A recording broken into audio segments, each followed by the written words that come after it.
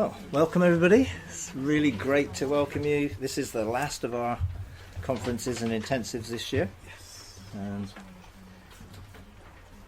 this one probably will be a little bit more intense than some of the others, being about the deconstruction of the mind and expanding our conscious reality.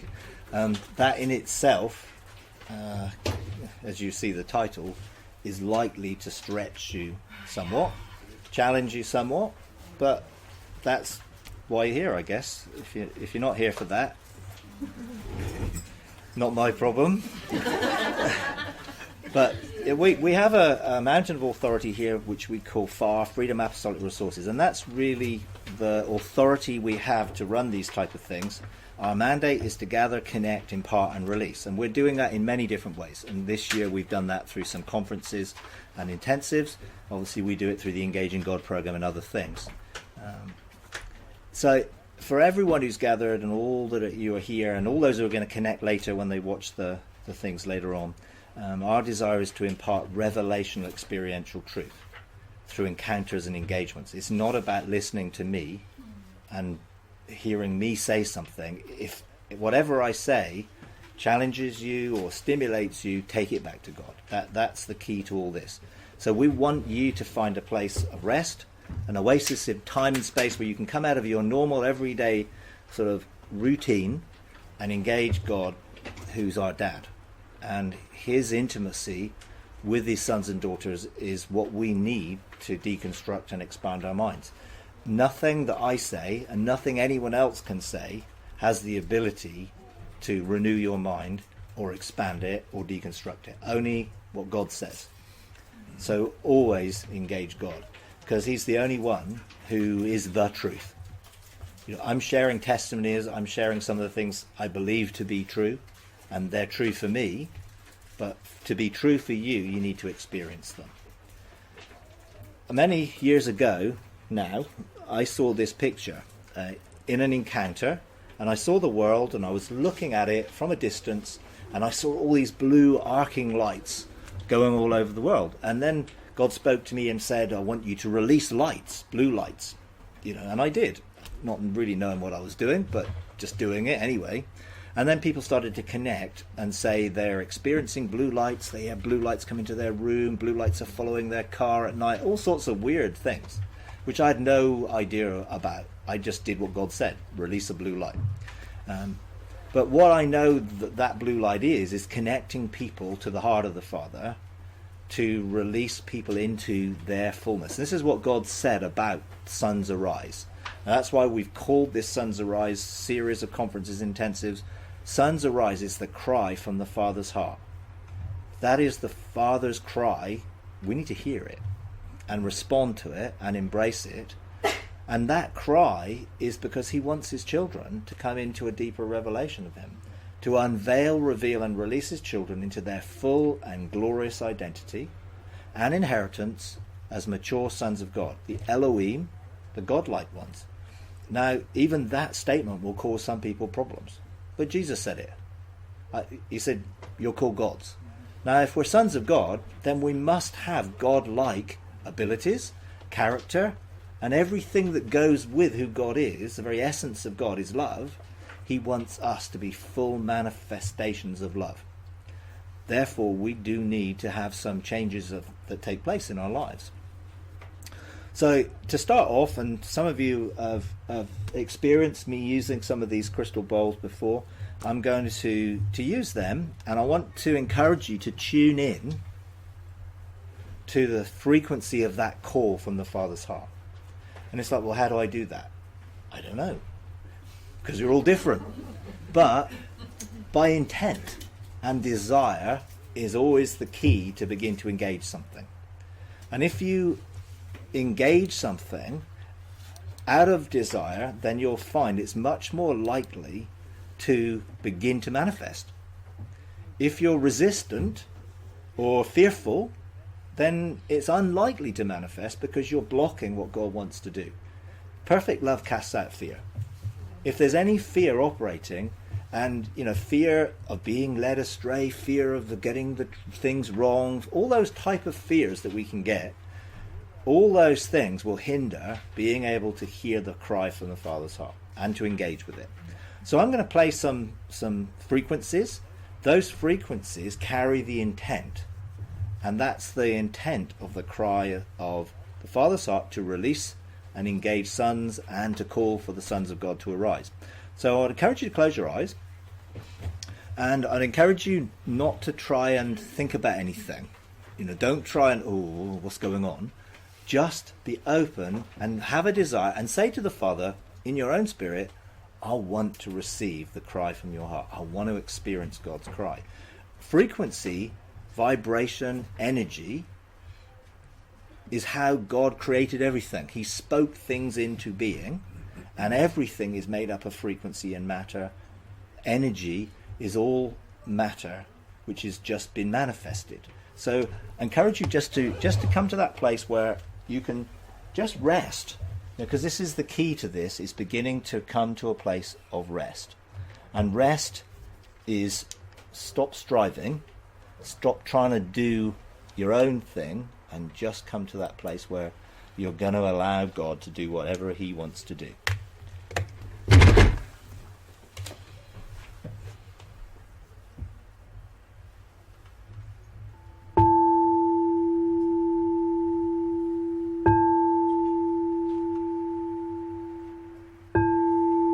Just let the sounds surround you.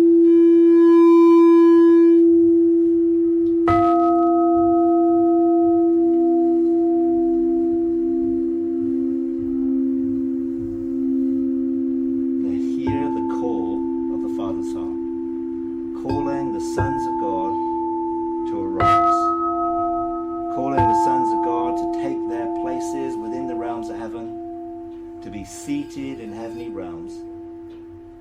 The sound of God's call, calling you to come into the fullness and maturity of your sonship. Allow that call to touch your hearts, to touch your spirits. Allow that call to begin to vibrate in you, resonating in your spirit, calling you to sonship. Let the sons of God arise. Let the sons of God arise.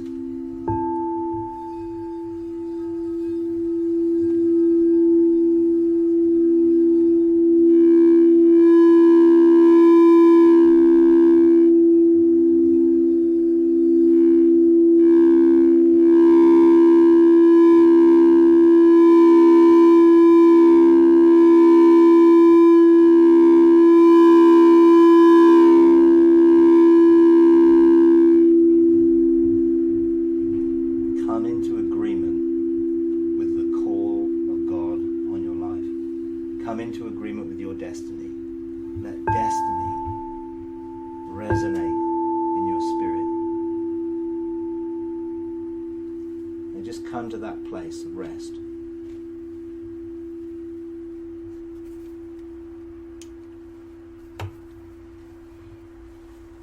And during our time together, God will want to engage you in your own mind, in your own consciousness, to deconstruct anything that's a hindrance and an obstacle to you becoming full, mature sons. So we can engage the mind of Christ without limitations and restrictions. So just allow the mind of Christ to penetrate your own mind. Invite God, Father, Son, and Spirit, to come into the recesses of your own mind, your consciousness, and to begin to engage you. Just come to that place of rest.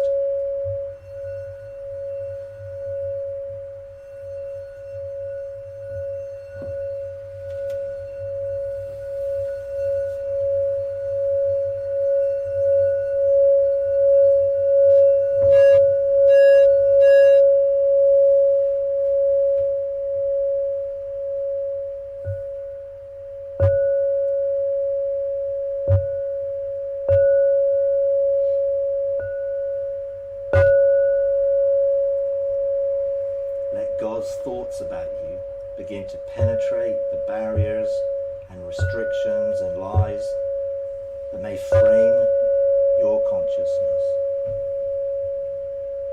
to deconstruct you from those limitations and restrictions of sonship.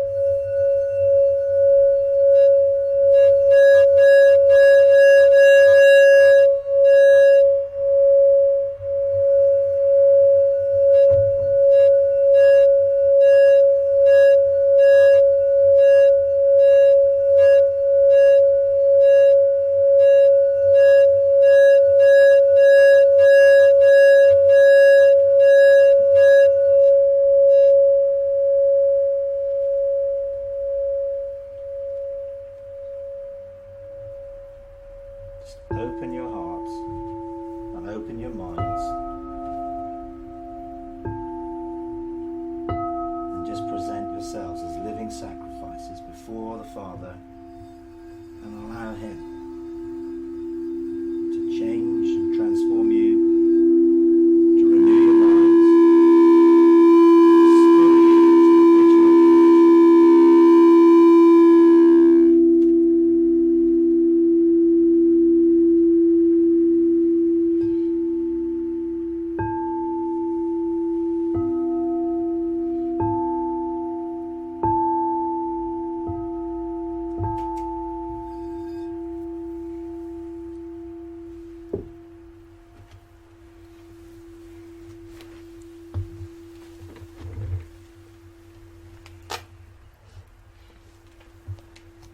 Now, for some of you who are not used to maybe engaging sound or allowing sound to engage you, whenever God speaks, it's a sound.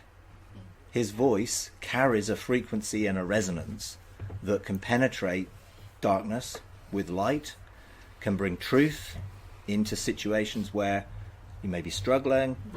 It's just a frequency. Sometimes when you release a frequency, it can get beyond the barriers that your mind puts up because it penetrates, it resonates. That's why these bowls are pure crystal quartz, because they carry a frequency that resonates.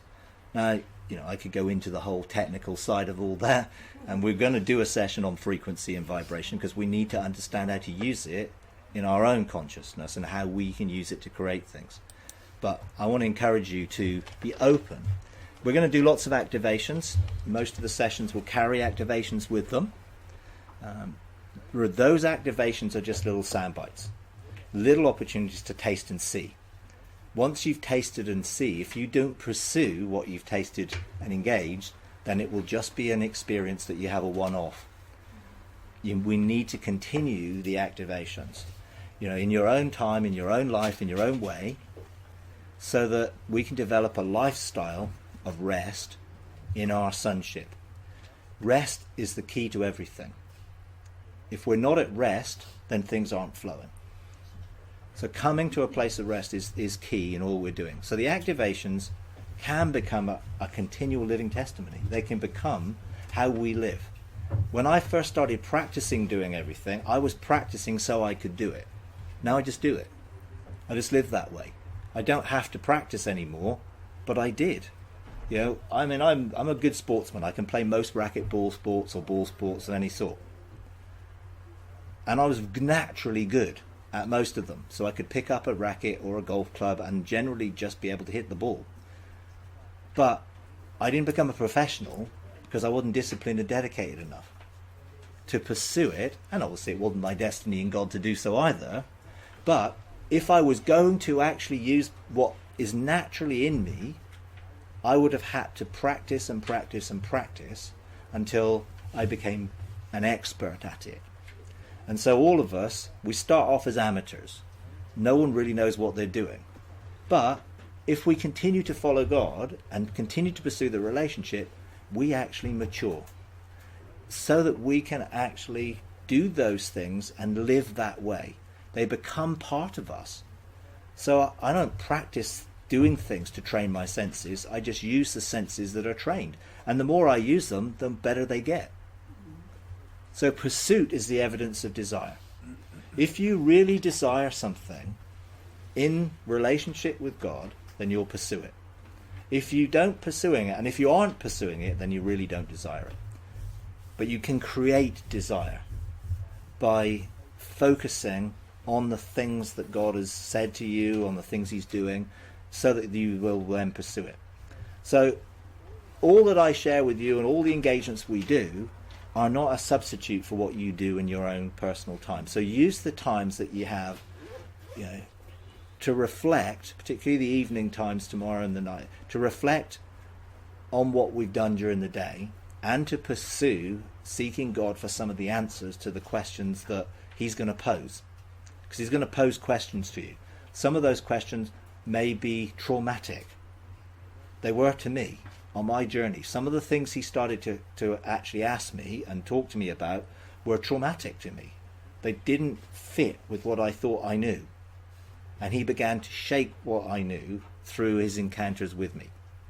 So we're going to have those sessions of question and answer in the morning. You may want to ask questions about some of the things we've done, or some of the encounters you've potentially had, or maybe about anything else. I mean, I'm pretty much open to any sort of questions. But we have legislated for this to be a safe place. So we have angels on guard here.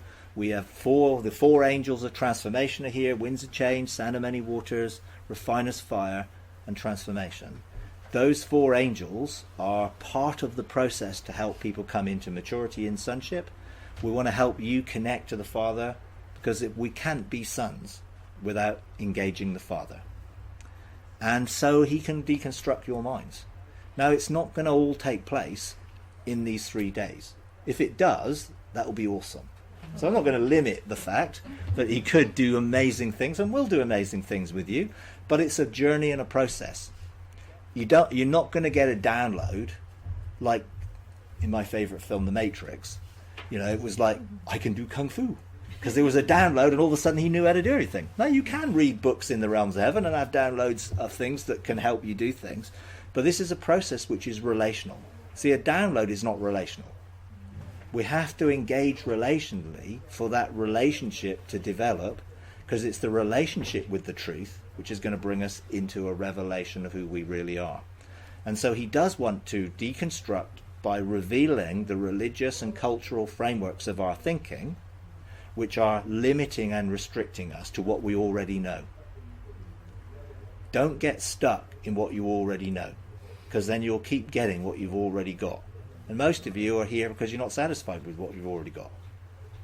I'm not saying we should be ungrateful, because gratitude is a really important thing, but let's be realistic. Is anyone totally happy with everything in their life? Are you fully fulfilling everything you think God's called you to do? Probably not. Therefore, allow him to challenge some of those frameworks which may be limiting you.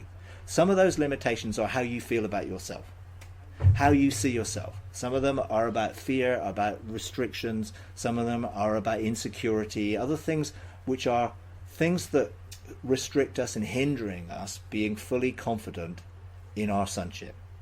And then once those deconstruction things take place, there's room for more. So there's an expansion that can take place. Our consciousness, the reality which we live in, can change. God as Father has invested in you as sons the ability to change reality, to choose your reality. If you keep choosing reality out of what you've always had, you'll keep getting the same. So we've got to start choosing something different. Now, part of what we're going to do is learn how to do that. How can we begin to choose a reality which is different from anything we've experienced in the past? Well, wait and see, and we'll find out. So I'm not asking you to believe what I'm saying. In fact, I'm asking you not to believe what I'm saying. Because if you just believe what I'm saying, it will just be more information. You need revelation. So take anything that I say and go back to the Father with it. And if you are challenged by some of the things I say, and I don't believe that, well, then take that back to the Father and ask his opinion.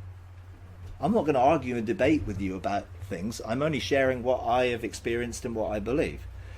For you to engage that yourself, it must become what you believe, or God will show you what you need to believe in that process. We need the truth. The truth is a person. And when we engage the truth as a person, that truth will set us free.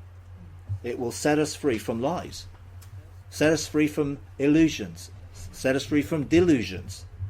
All sorts of things that we may have as a framework in our mind, the truth can actually genuinely set us free. So don't fight the truth, because you're never going to win. You're never going to defeat the truth. You're never going to overcome the truth. You may resist the truth and you may live in a lie, but who wants to live in a lie when the truth can set us free? The truth is a person, the truth is Jesus, and the Holy Spirit is the Spirit of truth. And we have an amazing Father, Brother, and Spirit that can help us come into the reality of truth that God wants us to have. So this is the last Sons of Rise event this year. Each event builds on the previous one. So we've done 5 others, and they're each building.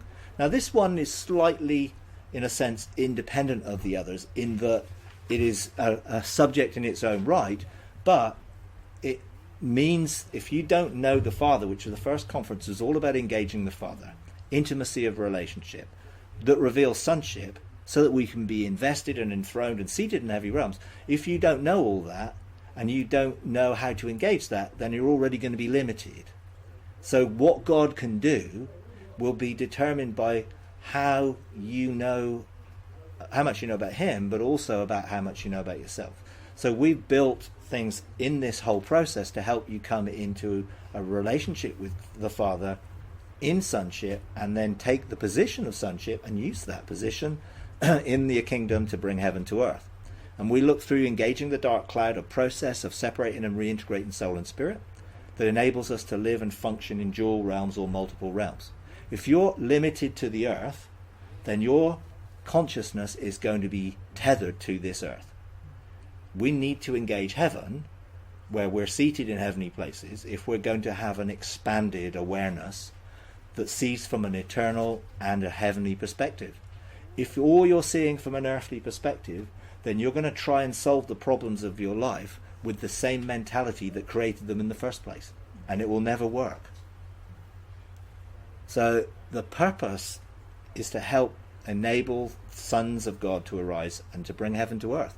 We need to see heaven manifesting on earth. That was God's original intention. It was Adam's mandate, to be fruitful, to multiply, to fill the earth, to subdue everything that was in the way of that, and to rule. That's still our mandate as sons. This whole intensive is really about deconstructing the mind from the religious and the cultural programming, and then expanding our consciousness beyond the limitations that we have in our own thinking. So as sons, we can choose and frame our reality, choose it using that consciousness. That's how God did everything. He had a desire, he thought about it, and he released those thoughts in words, and they created. And we can do that all the time.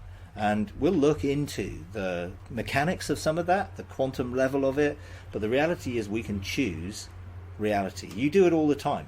Everything you do creates reality. What I'm doing right now is creating reality, and you're experiencing that reality. If I sat here and didn't speak for the rest of the time, that would change your reality. I'm going to speak, that changes your reality. But you can embrace that, or not, and that will change your reality. Because you can totally ignore everything that God does, and that will create a reality which is limited from that perspective. So we need to learn to engage different states or levels of consciousness. Now this sounds quite weird, and I would have thought it would have sounded quite weird a few years ago, until I learned to engage different levels of consciousness. I didn't even realize I had different levels of consciousness. I didn't realize my mind functioned at different frequencies.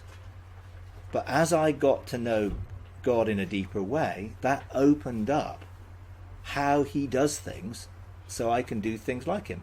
Jesus said we can do all the things that he did and greater things. So it's important to see how he did it. Our consciousness can work by quantum observation. Now, quantum physics is a weird branch of science. Niels Bohr, who was one of the establishers of quantum physics, he said if it's not weird, it's not quantum. That's what he said. Because it doesn't seem to be rational. Newtonian physics and classical physics has a rationality about it, whereas this seems to be almost spiritual. Well, actually it is, because it's operating at a realm where you can't see, but evidenced by experiments that prove that observation creates reality. Frequency and energy can be manipulated and controlled by the power of our minds. Now, we've only begun to understand the power of our minds. It's like it says in the New Testament that we have the mind of Christ. Well, how limited do you think the mind of Christ is? Unlimited. So we're supposed to have unlimited capacity. Now, over the period of time that man has been here, we've lost a lot of abilities that originally Adam and Eve had. And God wants to restore them. And some of those are actual abilities of the mind and how the mind works. So understanding frequency can help us use the creative power of our consciousness to create reality. Most of us do it unintentionally. So we basically drift through life suffering the consequences of the choices we make in an unintentional way. If you want things to be different, you have to make intentional choices. How are you going to make intentional choices? You need to know what choice to make. Now, how are you going to know that? By being in touch with your ability as a creative son of God, made in the image of God to be creative. And being in touch with the heart of the Father, who wants to reveal to our hearts that which will create the intention and the desire, so that our desires align with his desires. And then we've got agreement, and that can bring a powerful thing of reality. Nikola Tesla, who is not that well known in most people's fields, because he wasn't a big thing on making patents and things, but he discovered most of the things we use today, like radio waves and things like that. Most people think that was Marconi, but actually it wasn't. It was Tesla. He did a lot of things. So he said this: if you wish to understand the universe, think energy, frequency, vibration. And he understood that everything is actually vibrating at a frequency which actually can be touched and engaged with. Einstein, another guy who I quite like his quotes, it says this: everything is energy, and that's all there is to it. Match the frequency of the reality you want, and you cannot help but get that reality. It can be no other way. This is not philosophy, this is physics. Now, it's all very well to read that, but how you do it. How do you match reality? How do you match the frequency that controls that reality? Because that's what God wants us to learn how to do, because that's what he does all the time. This whole creation is held together by the voice of his power, a vibrational frequency which is at the fabric of everything that holds everything together. And this physical dimension is engaged to a spiritual dimension continually. So everything in this thing is not local. Parts of your body right now, parts of some of the fragments of your body, particles, neutrons, positrons, all parts of the atoms that make up your body are not here right now. They're in another realm. And they're going in and out of that realm in the smallest frequency of time that exists, which is called Planck's constant. I think it's 30,000th of a billionth of a second that you're not here, or parts of you aren't here. Now, that's just quantum physics. And they measured this. And so there are experiments that prove all that. So you're blinking in and out of existence all the time, drawing energy from a different dimension. If we didn't get energy from a different dimension, everything would actually run down and stop. Because it would not be able to maintain a spinning atom around a nucleus without energy from the outside. And they discovered this by measuring what's called zero-point energy. They did an experiment. They took a vacuum and they thought, well, nothing can exist in a vacuum. And then they measured the vacuum and they found there was energy in it. It's like, well, where does that energy come from? There's nothing in it. They took all the air out of it. So it was empty. Well, it's not empty. It just appears to be empty. So then they froze it to absolute zero. They froze it so nothing can be moving at absolute zero. And they measured it. And they found energy. Where was the energy coming from? Well, they called it 0 point energy because it's 0 point in terms of temperature. What it is, it's energy that's coming out of a different dimension. Now, we call it a spiritual dimension. You could call it a quantum dimension. But the reality is, that's the energy that keeps this universe actually held together. And that's the energy which is the power of his voice. That's what it says. Or the voice of his power. So it's an energy which is coming from a different realm. Well, we're connected to that realm. And we can draw from that. In the future, we will be able to draw 0 point energy. One sugar cube of 0 point energy can power 400 billion galaxies. So there's a lot. But we've not learned to draw from it. But we will. There are discoveries in the realms of heaven for us to have energy which is not linked to a grid system. Now, if you're into any sort of science fiction, you've probably seen Stargate SG-1. And Stargate SG-1, all the Stargates are powered by ZPMs, 0 point modules, that have the ability to draw from that realm. Now, that's science fiction, but actually it will become science fact at some point in the future.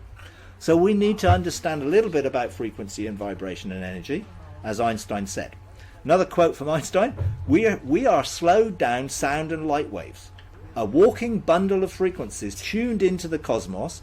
We are souls dressed in a sacred biochemical garments, and our bodies are the instruments through which our souls play their music. Now that's very, very interesting. Now, Einstein was not purely someone who wrote a whole load of formulas on a board. Einstein connected to creativity. When he discovered the theory of relativity and all this E equals mc squared, he didn't do it at a blackboard trying to use his intellect to create that theory. He connected to the mind of God. And this is how he described it. I was lying in a meadow and the thoughts of God danced in my mind. So he was using creativity that was connected in a way that most people don't think. Now, we can engage with this. We cannot solve our problems with the same thinking we use to create them. So we need to engage a different level of thinking, a different level of consciousness. The intuitive mind is a sacred gift. The rational mind is a faithful servant. We have created a society that honors the servant and has forgotten the gift. So true. That's the problem. We need to reconnect to the power that God has given us within our minds. Logic will get you from A to B. Imagination will take you everywhere. Because when we start to connect to the intuitive, creative side, which is why God has given us imagination, we can begin to engage things and experience things that are beyond our knowledge. If you're going to function on the basis of what you already know, you're going to continue to get what you've already got. We need to go beyond what we know and engage a different level of consciousness, which connects to a spiritual knowledge, which our spirit has, that our soul doesn't. Now, our spirit wants to impart that knowledge, and God's spirit, joined to our spirit, wants to impart knowledge which comes out of his mind, which is, well, different. Insanity is doing the same thing over and over again and expecting different results. So if you want something to change in your life, something has got to change in your life. We can't keep doing the same thing and expect it to suddenly just change. We need to start thinking differently and engaging differently. So there are lots of different aspects we're going to cover engaging the mind during these times. Renewal of the mind, and I've covered that lots in the transformation series that I've done. There are many sources of good material that can help you generally deal with some of the issues of your mind. Lie busting, really good ministry that helps you deal with lies. Cleansing toxic thinking. There's Dr. Caroline Leaf has got excellent materials out there in some of the thinking issues. How do you control your thinking? How do you deal with the lies in your thinking? That's all part of that. I'm not really going to go into that in these sessions because that's something I think you can do and continue doing. But we are going to look at something in a different way. I'm going to look at mindfulness and meditation. Now, this is going to be the next session. Now, I've been thinking about mindfulness for a while, and someone sent me a link and said, what do you think of this stuff? And you'll find, if you Google mindfulness or meditation, you will find reams and reams and internet sites, masses of sites, all talking about mindfulness. How to meditate. How to actually be focused in your thinking. And actually a lot of it is really good stuff. Some of the things I looked at, I thought, yeah, this really works. This is good. I can see how this would work, helping someone come to a place of peace and rest and helping them focus their thinking. But most of it's limited. It's limited to the realm of the soul.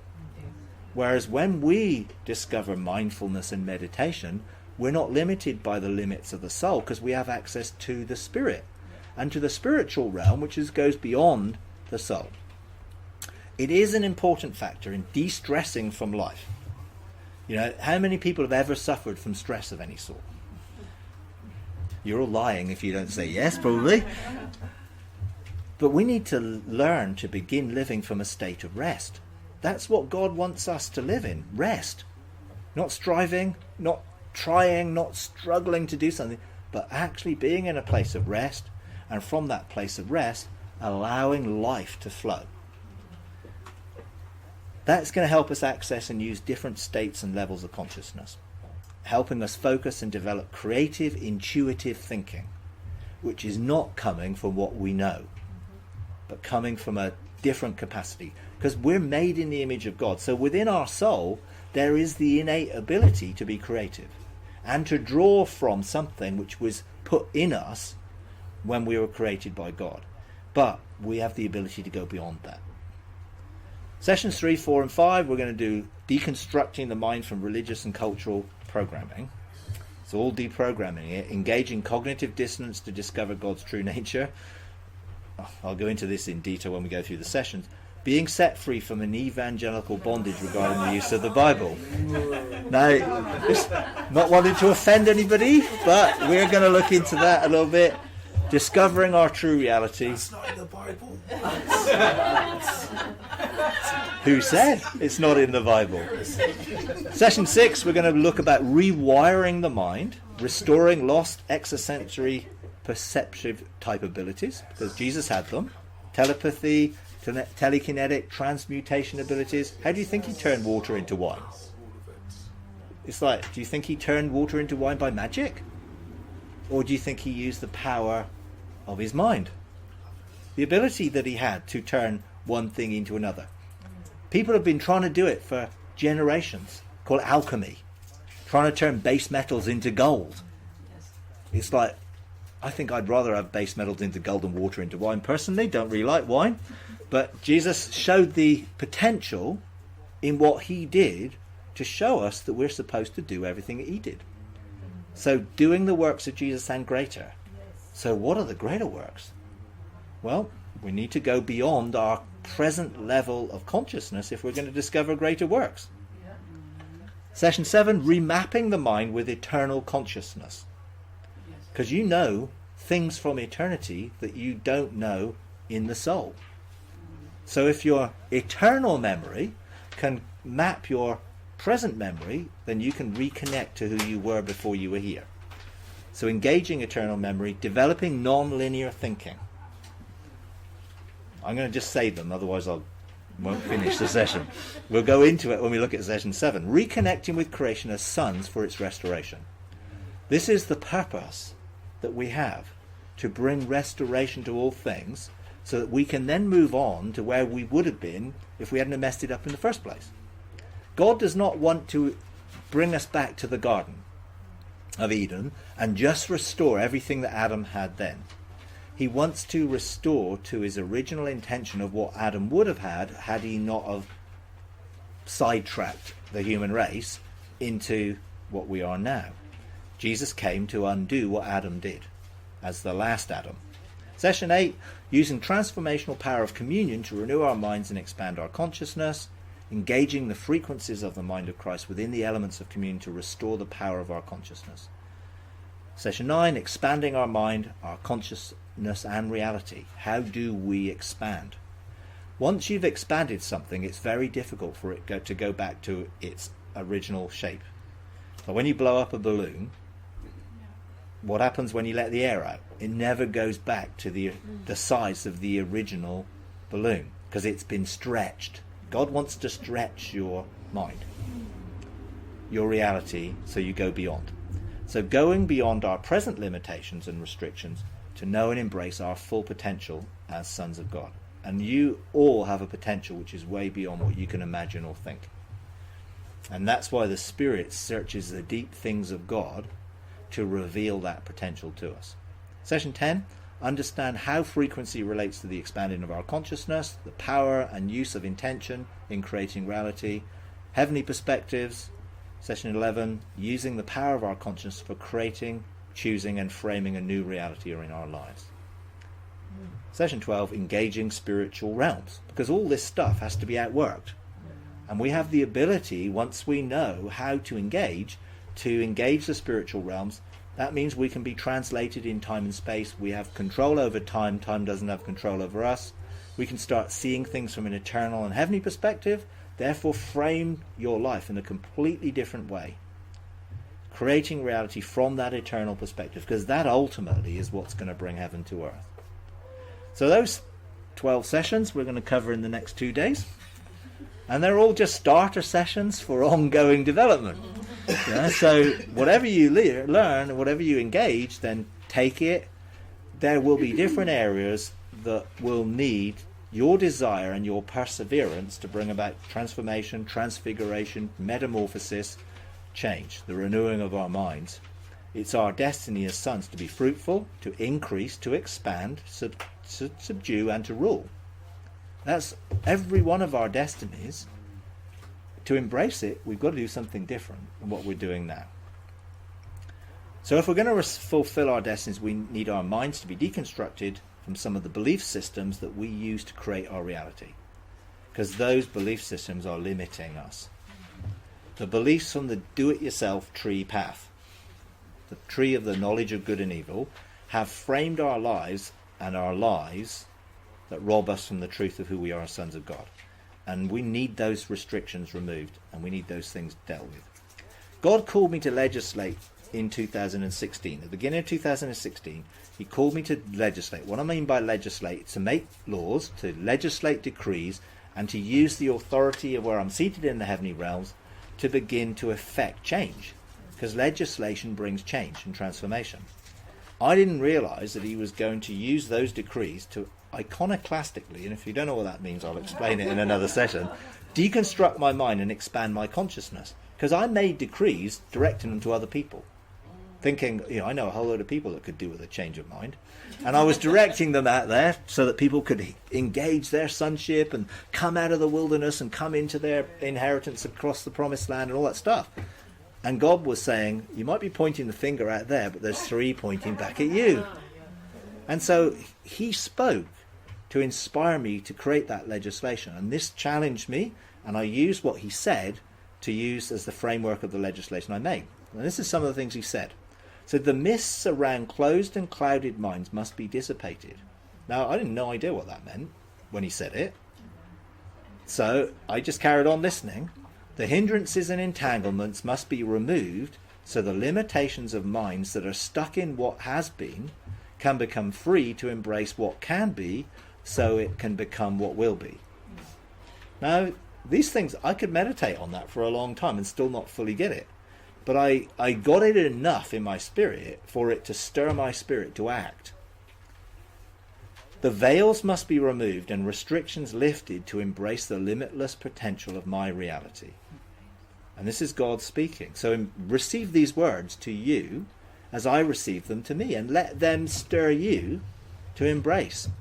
The way, truth and life are to be experienced, not conceptualized and contained. Because sometimes we create things out of what we read in the Bible that are so limited to the fullness of what they mean, and we're then inoculated against them. Jesus is the way, the truth and the life. We all believe that. But have we experienced it? Now, to first century Jews, they understood what the way, truth and life meant, because it was the veils between the temple courts. And to enter into the temple courts and go into the Holy of Holies was impossible for them. So when Jesus said, I'm the way, the truth, and the life. You can engage God through me. It was a totally radical concept, which we have just adapted into English or German or other languages, which actually miss the reality of that. What he's saying is you can come into the fullness of intimacy in the Holy of Holies, not just on earth, but in heaven, and fully embrace the realms of heaven. The limits of what is possible must be removed for my purposes to be achieved.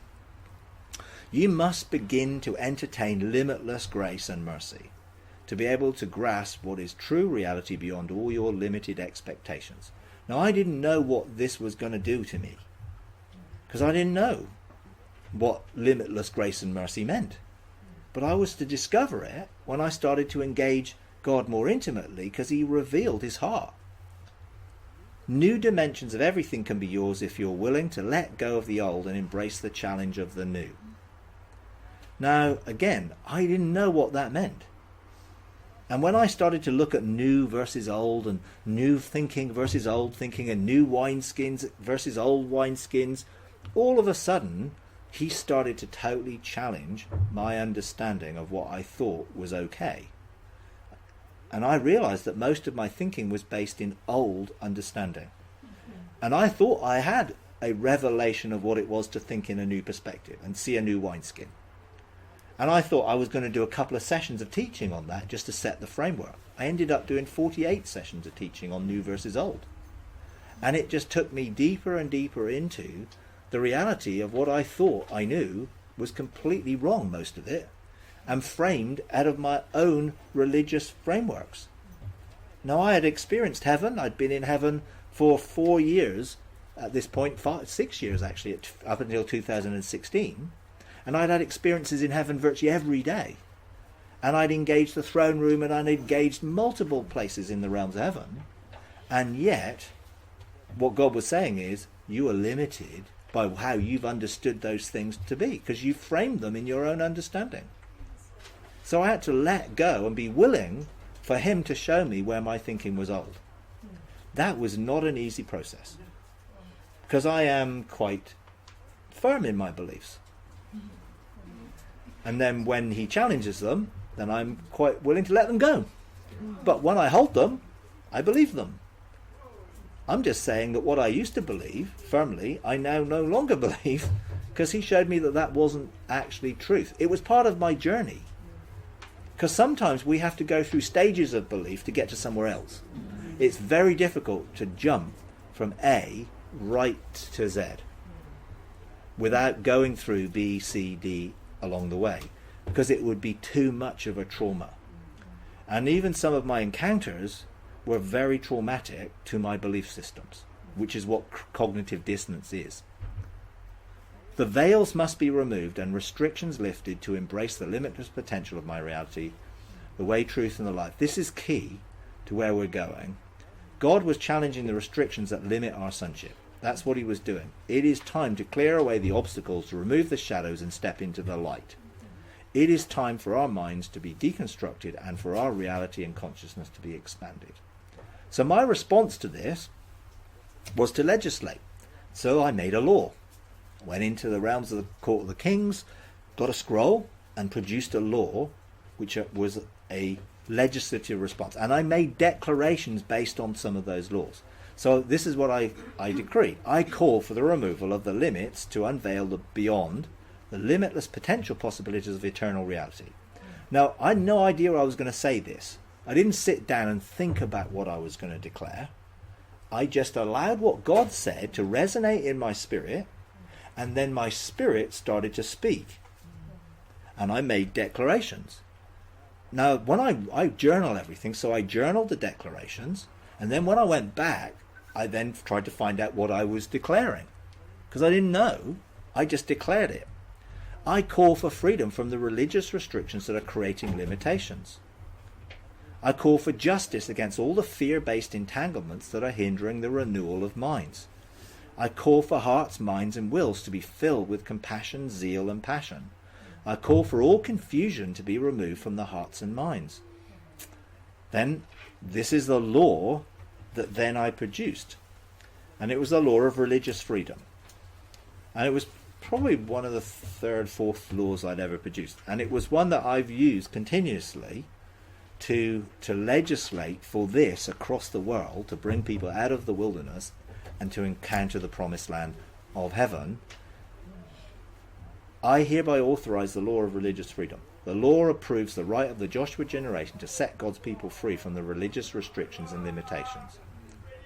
You are authorized to bring freedom to the oppressed, to release light into the shrouded darkness of the old order mindsets. You are authorized to administer Emmaus Road-like encounters to those whose minds have been veiled by the coverings of men. And that's all of us, probably, because we've all been under systems that have restricted us.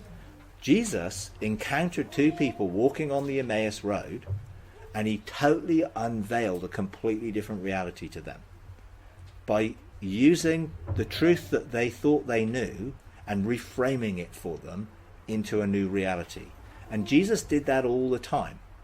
You've heard it said, now I say unto you. And he was challenging what they thought that they knew, that their traditions and rabbinical traditions and their laws and traditions of men had created this whole system of belief that they all lived according to. And he came and completely deconstructed it. And he gave these two people, so I want you to have Emmaus Roads encounters, for Jesus to engage you in such a way that it completely explodes some of the things that are limitations. You're authorized to call for and administrate justice for God's children. Now, justice is on the basis of a judgment. And the judgment is, you can be free. That's what Jesus came to do.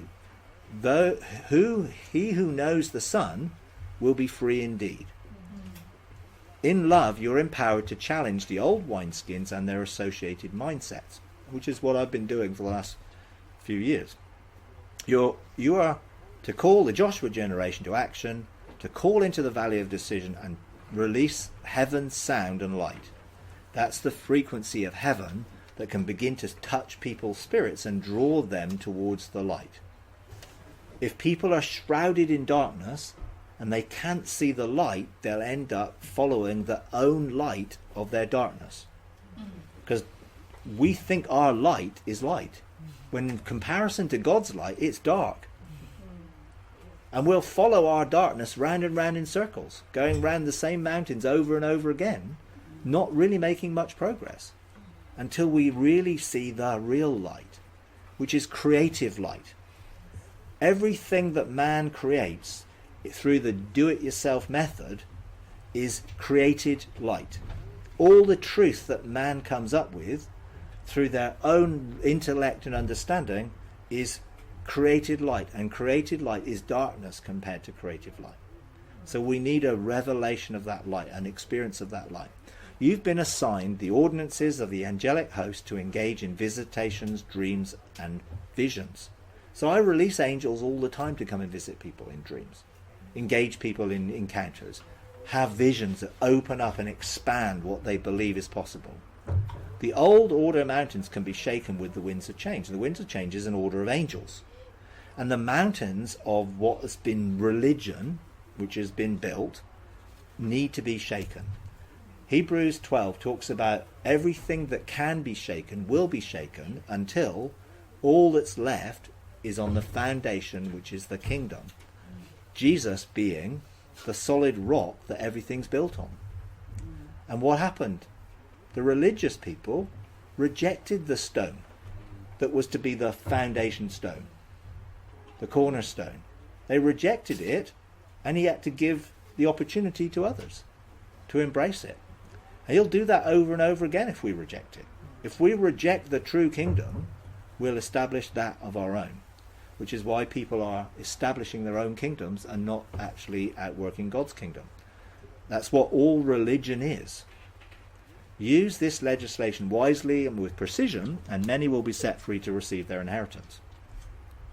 So then, once I then went through sort of some deconstruction myself, then I went to produce a law of deconstruction, because I felt actually I need some authorization and authority here if I'm going to help others to be deconstructed.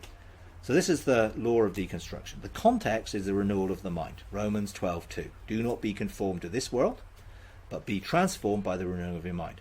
Ephesians 2:23, that you be renewed in the spirit of your mind. The deconstruction of the mind's pillars by challenging, shaking old mindsets with love bombs of truth. Now, I love the concept of love bombs because they explode over us in such a way that just bring us into a state of bliss, which so challenge the wrong views of God that we've had in him not being love. You're authorized to accelerate the process of cognitive dissonance. So be aware that I'm authorized to help create cognitive dissonance. You're authorized to release traumatic encounters that will fracture the illusions of minds. You're authorized to expose the old systems to new levels of revelation. You're authorized to release messenger angels to facilitate mind quakes. And this is what I describe what was going on in my own journey. It was like my mind was quaking. It was being shaken, and all the things that were holding up my belief systems started to get deconstructed. You're authorized to increase the intensity and pressure for transformation through facilitating deeper dimensional encounters with the truth. It's our destiny. So that is the law which I use.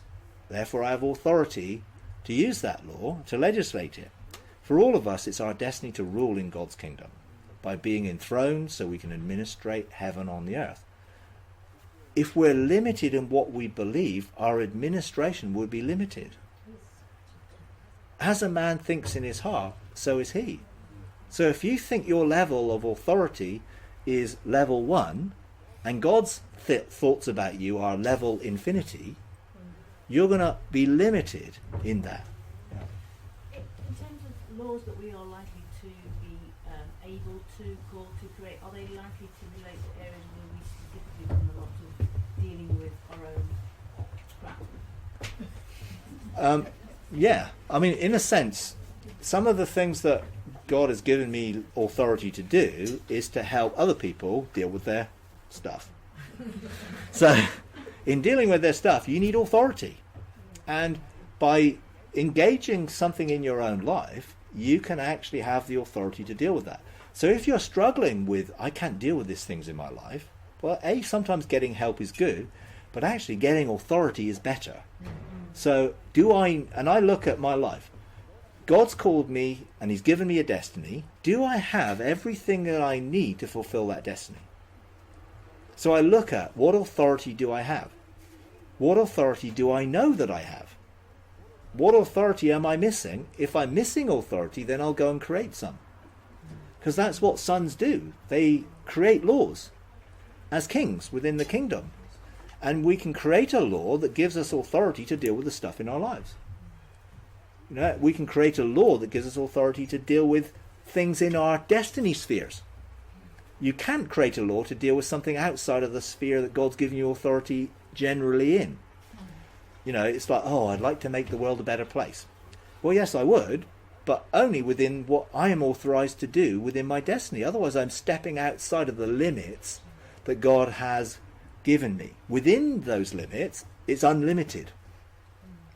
But it's not limited that we can do anything we want. We need to align ourselves with the heart of God. So we need to be free from the tethering of our soul to this physical realm. So we will not need to continually step in and out of heaven. Now, some people are stuck on earth, they've never been into heaven. A lot of people are going into heaven and coming back out all the time. We need to live there. We need to be untethered from the restrictions of living here, trying to go to heaven and trying to bring something from heaven back. Once you're in heaven and you're living in heaven, you're flowing heaven into this realm. And that's where God wants us to be. So this whole process must be relational. So the focus is on engaging God as love so that we can live loved. If you know that you're loved by God, it will change how you live. Then we can love living. So many people find life a chore. It's a burden, it's a dredge, it's hard. But when we find the love of God, then the joy to live life becomes something which is overflowing. And then to live loving, to live from a state of peace with everybody so that we administrate love to others. Not revenge, not retribution, not punishment, but love. That means we need to forgive people. and bless them and release them. Otherwise, we're not living from a place of peace, and none of this will work. So we can begin to fulfill our destiny by answering creation's groan to bring about the restoration of all things. Creation is groaning at a frequency which is low because mankind's frequency is low. And God wants to elevate us to the frequency of love and enlightenment so that we truly know the fullness of our potential, so creation can be set free.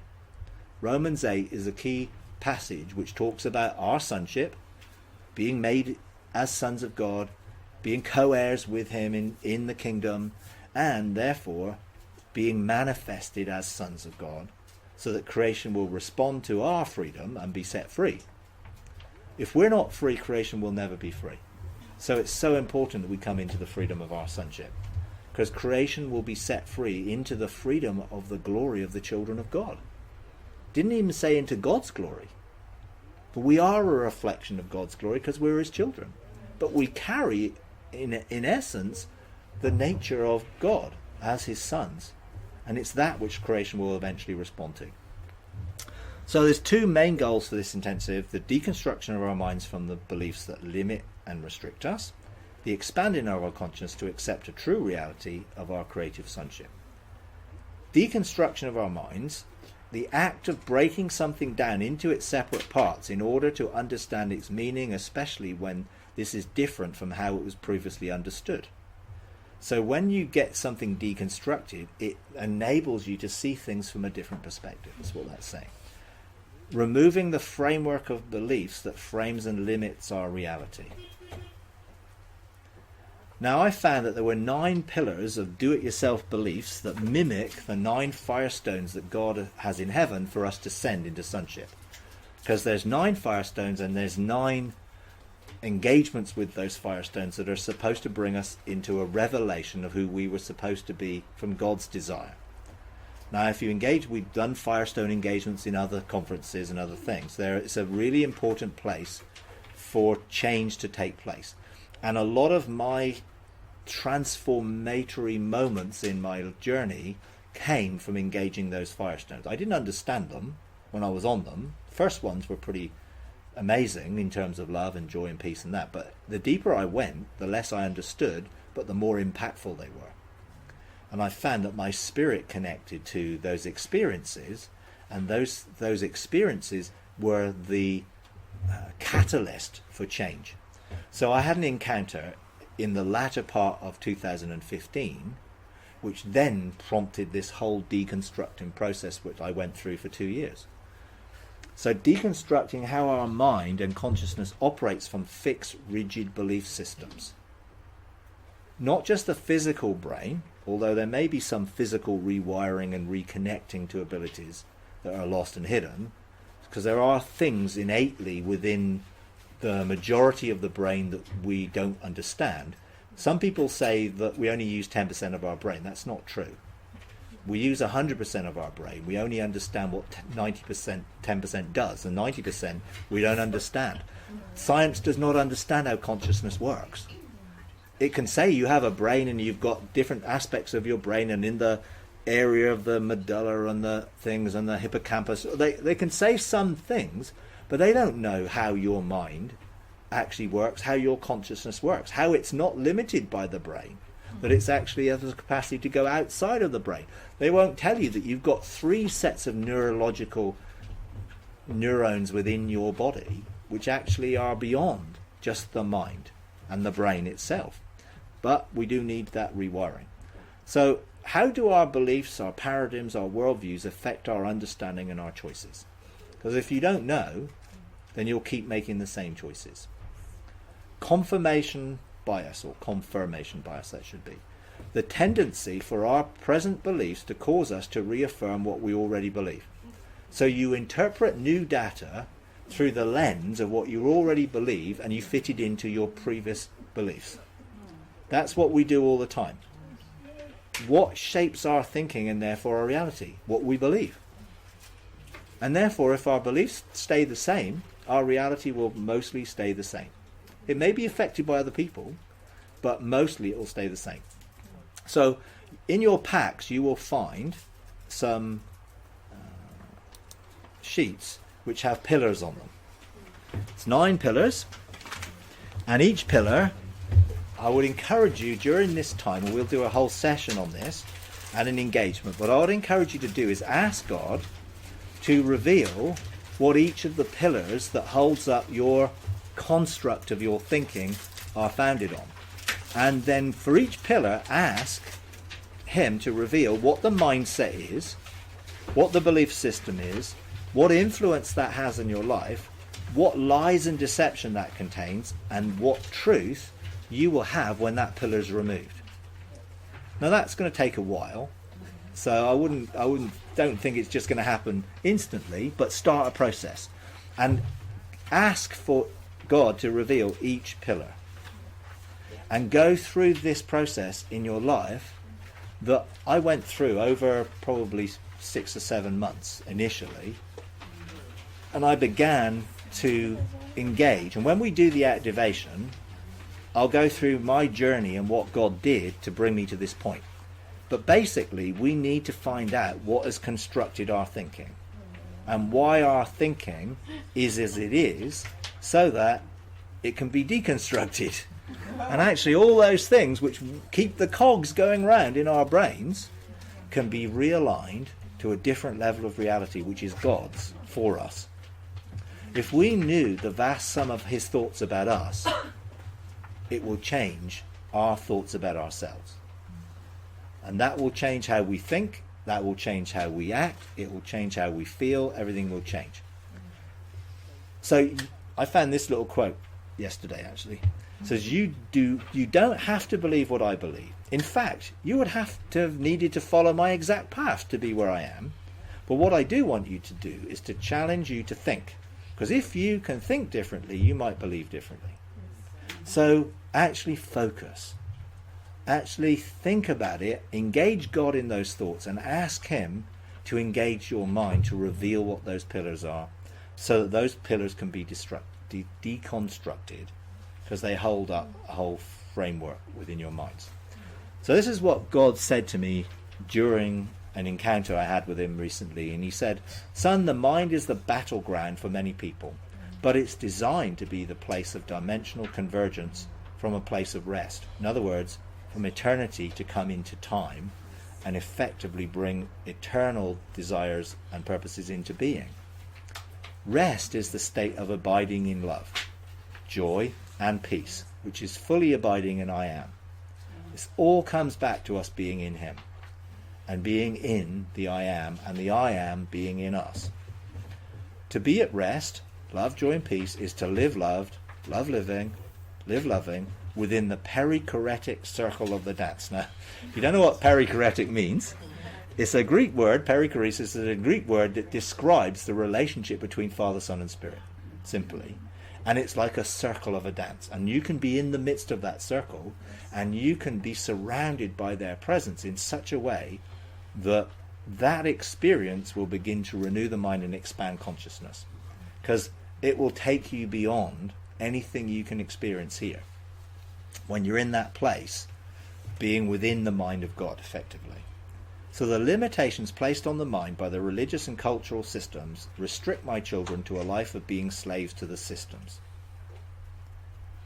A mind free from past restrictions has the capacity to shape reality creatively through the living connection to my grace within all things. Now, one of the scientific things that God showed me when I first went into heaven in 2010 was string theory. And string theory states that there are multiple dimensions, and within multiple dimensions there is something which is vibrating at the very smallest particle size, which again is Planck's constant. And that is what they call strings. Vibrating strings of energy, donuts of energy they call them, that are the building blocks for everything that exists. And string theory is what they call the unified theory, or the theory of everything. Now, when I went into heaven, God told me about that, and I was a bit like, well, no idea what you're on about. But he said that his grace, now we have all sorts of acronyms for grace, and we completely really don't understand grace.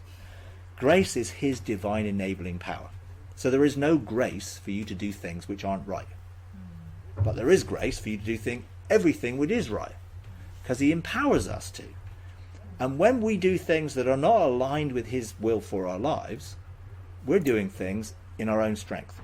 And that carries no grace, no enabling power. So God does not enable you to do things that are wrong. You enable yourself to do that.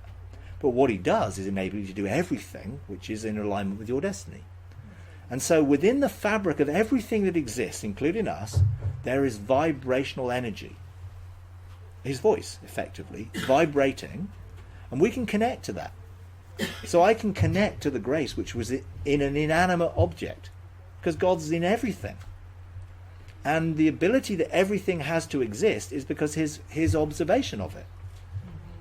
And so you can connect with that. And you can actually connect with the frequency of every material, and you can align yourself with that frequency, which is why Jesus could walk through things. Because he was able to control the vibrational frequency of his body in alignment with the frequency of everything else. Now, he did create it all, so he had a bit of an advantage over us in how it all worked. But he wants to teach us how it works. Know my heart, the precepts, know my mind, the statutes, and use my voice, the laws, to shape reality, so the beginning and the end converge in time from eternity. Now, these are quite deep things, and you could meditate over that quite a while for that to get deeper into you. Now, I meditate over these things a lot. So religion is a veil of darkness masquerading as light, but it is only a DIY system of beliefs that conform my children to slavery. It's like we need to be set free from religion, from religious thinking, from religious observation, from everything that's tied to religion. Jesus never came to start a religion. In fact, Christianity has become a religion, and the understanding of being a little Christ, an anointed one as a son, has been completely lost. And so I wouldn't even call myself a Christian any longer because of its association with religion. Now, I'm a follower of Jesus and a lover of God and a son of God, but I don't want to be associated with religion anymore. So I think we've got to be separated from the systems that we've been brought up into or have adopted.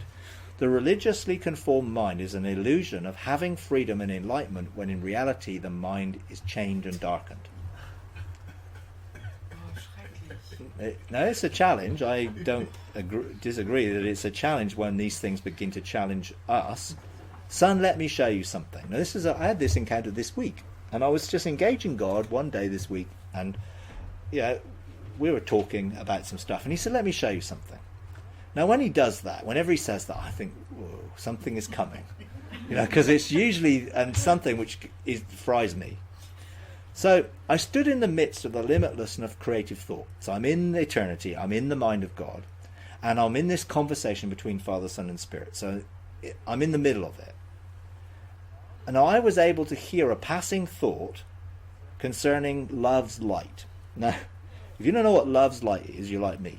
Because I don't know what love's light is either, really, but I know love's light is so important because I know God is light and I know God is love. And I know there's a strong connection between love and light, and I know there's a strong connection in light between manifesting waves into particles. That's how you create something. Everything exists as potential waves that you choose, and they collapse into a particle based in love, or not based in love, which is a problem. So I'm sort of in this thought that was so simple and yet so profound that it was more true than all the philosophy of men combined. And it just really got me, and I was just there completely overwhelmed by this one thought. Now just think of the quadrillion, trillion, billion Google thoughts that there are. Google is actually the biggest number that we ever created, 1 in 100 zeros. That's why people use the name Google, because it already existed. I first understood about Google when I was about 7, and I was given a book, which is a encyclopedia, and it had in it the largest number that exists, 1 with 100 noughts. Now, that, for God, is hugely limiting, isn't it? So Don't think of any limits to numbers, any limits to anything else. When we start to engage a thought of God, it combines more in one thought than the whole of man's thoughts for eternity, in reality. But we begin to engage it. Now, this one thought was like a vast neural net of interactivity with so many access points. All of a sudden, I'm like, whoa, you can come into this through here and here and here. And it was active. Because a thought of God is not passive. God has no passive thoughts. They're all active thoughts. They're all creative thoughts. They're all filled with the capacity for manifestation. Because his thoughts are living and active. Our thoughts sometimes are not very living and active. Sometimes they can be dead. So I was in this place with God, and I think God was showing me some of these things. One of God's thoughts is beyond the sum total of humanity's knowledge. But we have been made in God's image with our minds capable of understanding complexities beyond our present reality. This is why our mind needs to be reconstructed, and we need an expansion, because there is so much more. That was just one thought. And it totally exploded in my mind at the point at that time. Because I thought my mind had been expanded, and this was just like, whoa, this has gone beyond again and again and again. So expanding our consciousness, which is the state of being aware of and responsive to one's surroundings, is so important. Because if you're aware and responsive to your surroundings with a level of consciousness which limits you, you're stuck. You're stuck in your situations and in your circumstances. And if that are bad situations and circumstances, you're going to get stuck in them. But if we have a different level of awareness that sees the possibilities to change those circumstances and create a new reality which does change those circumstances, then our lives will change and be transformed. So a person's awareness or perception of something is what our consciousness is. Awareness of, knowledge of, the existence of, alertness to, sensitivity to, realization of, cognizance of, mindfulness of. That is what consciousness is described in the dictionary. Now, that's just to give you a little bit of an insight, because it's way beyond that. So religious deconstruction will challenge our views of God. Inevitably. It cannot help but challenge your views of God, because your views of God are framed by what you believe about him. They're going to challenge our views of man's theology and doctrine. Yeah, I'm really glad to say that, because man's views of theology and doctrine are our own understanding of God. Challenge our views of ourselves. Challenge our views of creation and dimensional reality, because there's so much more beyond this dimension that we can explore. So what has constructed your mind? What's constructed it? What's going to deconstruct it? After deconstruction, there must be a renewal of the mind. Otherwise, you won't be able to think. That's what I thought. I thought, I'm going to lose my mind. It felt like that. Actually, it felt like I was losing my mind for a few weeks when I was in opposition to what God was doing. Because I was struggling with what he was doing and I was resisting it. Not a good idea. It really is not a good idea to resist what God's doing, because it will create something which is not good. So a true metanoia, now metanoia is the Greek word that we have used for repentance. It's a completely wrong understanding of that in English. It's nothing to do with what we think it is. The word metanoia is the agreement with God's mind. That's what it is, a shift of thinking to agree with God's mind. So what is God's mind for you? Because that's what you've got to come into agreement with. It's the only thing which is going to change and transform when we come into agreement with God's mind. So once the limitations and restrictions are removed, there can be an expanding of our consciousness that awakens true reality. So God said this, son, you've legislated, now use it to open hearts and the mind. So I've been legislating for that. When my sons arise, they will be able to live in the continual now with non-linear thinking, with the ability to create alternative realities. The ability to choose the end from the beginning and continually realign reality to enable love to bring good into all things. God's desire is for love to bring about a manifestation of good, his desire for good, in everybody, in everything, so everything comes back to his good intention and purpose. Sonship is inextricably intertwined with creation. We are part of creation, but yet we have a role to play which is above creation, because creation was made for us to rule. Its freedom from corruption and its restoration back to God's original intention is why it's so important that we come into our sonship. So restoration is but the beginning. What follows is the release of creative abilities of my sons, who will fulfill the mandate to be fruitful, multiply, fill, subdue, and rule by expanding throughout the dimensions. We're not going to be limited to this dimension. There's lots more out there, which is a subject for another conference. Love's light will shine with a radiant frequency that will bring an end to darkness, and everything will be illuminated. Suns, arise and shine, your light has come, and the glory of the Lord has risen upon you. Isn't that the truth?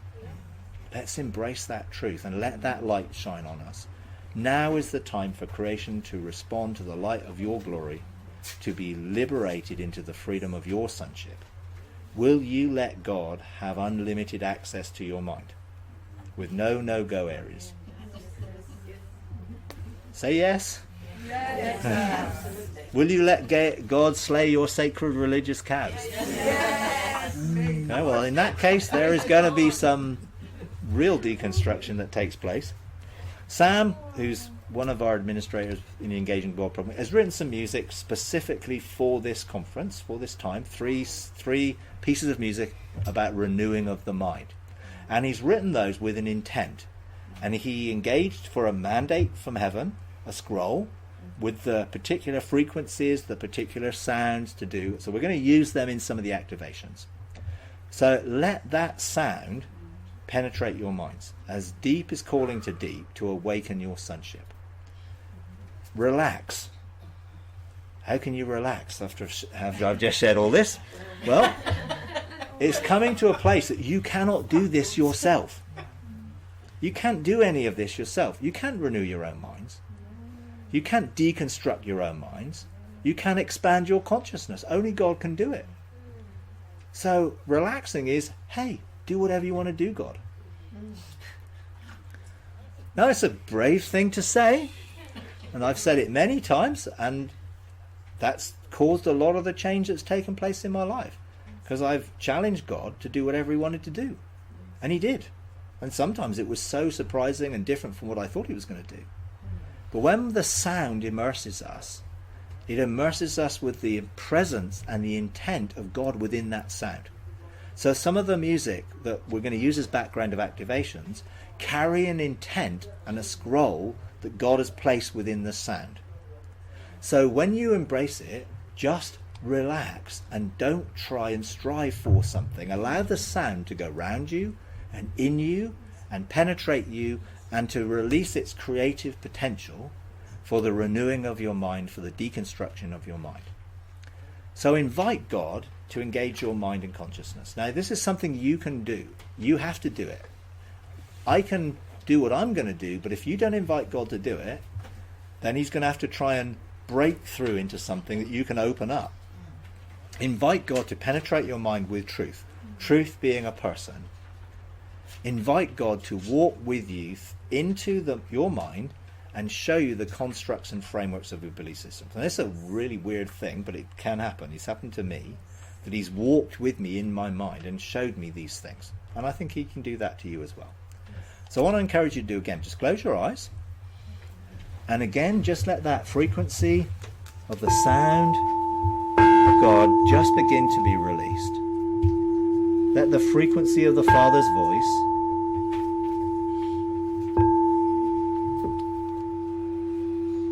within the music, just let it begin to penetrate your minds, to open your minds, to unveil your minds to the truth.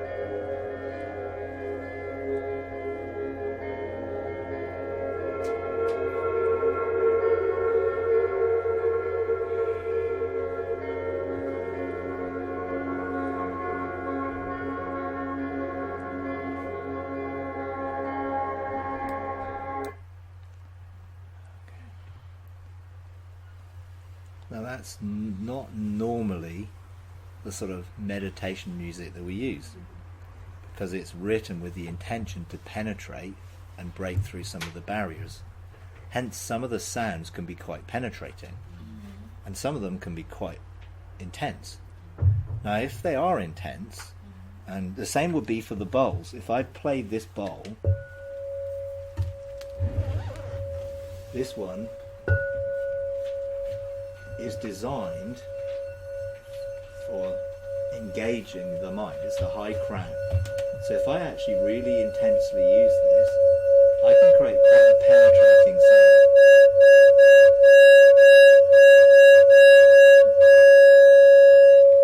Now that sound has no effect on me negatively at all. For some people, it's really penetrating. Usually because there's a lack of that frequency within their own mind, or there's a resistance that needs to be broken down. So if there are some sounds that you hear that you feel uncomfortable with, don't try and avoid them. Embrace it and say, I want that to penetrate whatever is resisting that sound. And Sam's written 3 different pieces of music for this conference, and I'll use them in different sessions. But they're designed very much to help you penetrate and see the deconstruction and the renewal of minds, okay?